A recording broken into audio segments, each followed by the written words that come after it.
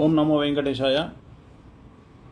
మిత్రులకు, శ్రేయోభిలాషులకు, నా ఫాలోవర్స్కు మరియు నన్ను అభిమానించే అందరికీ కూడా ఆంగ్ల నూతన సంవత్సరాది శుభాకాంక్షలు తెలియజేస్తూ,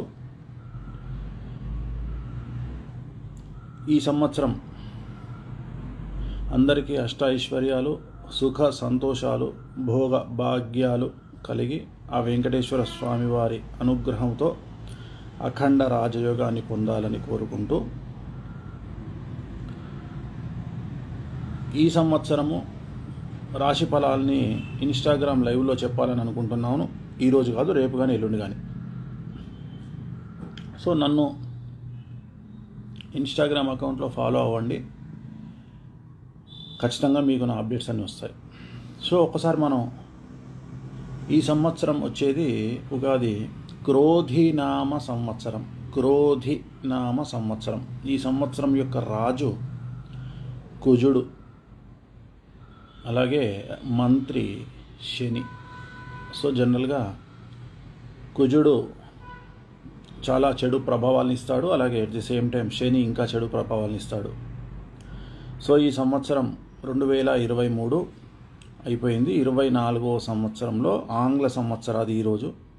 అలాగే రేపు ఏప్రిల్ నుండి మనకు ఉగాది క్రోధినామ సంవత్సరం స్టార్ట్ అవుతుంది.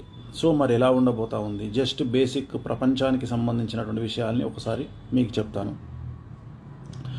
ముఖ్యంగా ప్రపంచవ్యాప్తంగా ఒక మహమ్మారి, అంటే ఒక రోగము లేదా ఒక ఎనీ సంచలనము, ఒక రోగం లాంటి ఉపద్రవము మళ్ళీ ఒకసారి వచ్చే అవకాశం ఉంది. అది ఎక్కడ అనేది చెప్పలేం. ప్రపంచంలో ఎక్కడైనా రావచ్చు, ప్రపంచం అంతా రావచ్చు, లేదా భారతదేశంలో రావచ్చు, ఎక్కడైనా రావచ్చు. బట్ భారతదేశానికి తీవ్రత మాత్రం కొద్దిగా తక్కువగా ఉండే అవకాశం ఉంది.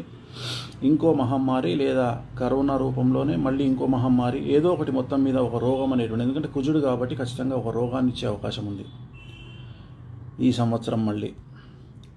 అలాగే ఈ సంవత్సరము భారతదేశంలో రాష్ట్రాల మధ్యన గొడవలు, లేదా కేంద్రానికి రాష్ట్రాల మధ్యన గొడవలు ఉంటాయి. కేంద్రంలో ఉన్నటువంటి ప్రముఖ నాయకులకు ఈ సంవత్సరం ఆరోగ్య భంగములు కనిపిస్తూ ఉన్నాయి. అలాగే రాష్ట్రాలకు సంబంధించినటువంటి ఒక ముఖ్యమంత్రి మరియు ఒక ఇద్దరు ఉప ముఖ్యమంత్రులకు ఆరోగ్య భంగములు కనిపిస్తూ ఉన్నాయి. ఇది భారతదేశానికి సంబంధించి. అలాగే చాలా వరకు భారతదేశంలో ఒక రూలింగ్లో ఉన్న ముఖ్యమంత్రి మరియు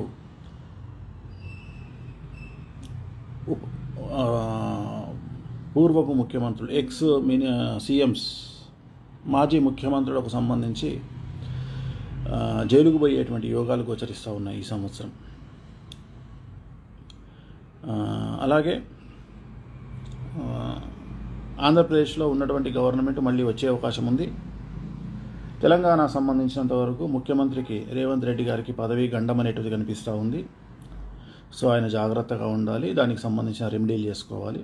అలాగే తెలంగాణలో పదుల సంఖ్యలో మాజీ మంత్రులు కానీ, మాజీ ఎమ్మెల్యేలు కానీ జైలుకు పోయే అవకాశాలు కనిపిస్తూ ఉన్నాయి. అలాగే పదుల సంఖ్యలో వ్యాపారవేత్తలు జైలుకు పోయే అవకాశం ఉంది. అలాగే పదుల సంఖ్యలో బ్యూరోక్రాట్లు, ఐఏఎస్లుగా పనిచేసిన వాళ్ళు, ప్రిన్సిపల్ సెక్రటరీలుగా పనిచేసిన వాళ్ళు జైలుకు పోయే అవకాశాలు కనిపిస్తూ ఉన్నాయి. అలాగే ఒక ముఖ్యమైన నాయకుడి కొడుకుకు సంబంధించి, అంటే యువ నాయకుడికి సంబంధించినటువంటి వ్యక్తిగతమైన జీవితం సంచలనానికి దారితీసే అవకాశం ఉంది తెలంగాణలో.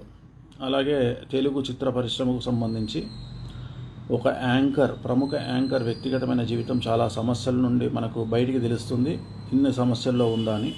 అలాగే ఒక ప్రముఖ super star, Tollywood super star అయినటువంటి హీరో, ప్రముఖ హీరో రాబోయే కాలంలో చిత్ర పరిశ్రమ నుండి నిష్క్రమించే అవకాశాలు కనిపిస్తూ ఉన్నాయి. అంటే ఆరోగ్యపరమైన ఇబ్బందులతో సినిమాలు చెయ్యను అని రిటైర్మెంట్ ప్రకటించే అవకాశం ఉంది. అది ఈ సంవత్సరం అవ్వచ్చు, నెక్స్ట్ ఇయర్ అవ్వచ్చు.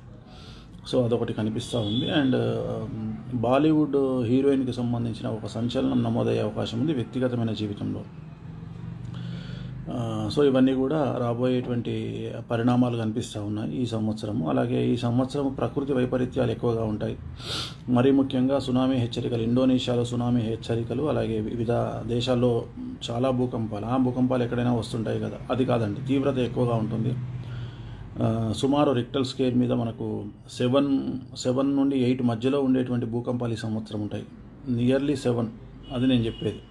చాలా పెద్ద ఎత్తునే ఉంటుంది భూకంపము. అలాగే అగ్నిపర్వతాలు బద్దలవ్వడము, ప్రకృతి వైపరీత్యాలు, విపరీతమైన వరదలు, అతివృష్టి లేదా అనావృష్టి అనేటువంటి తీవ్రమైనటువంటి సమస్యలకు దారితీసే అవకాశం ఉంది ఈ సంవత్సరం.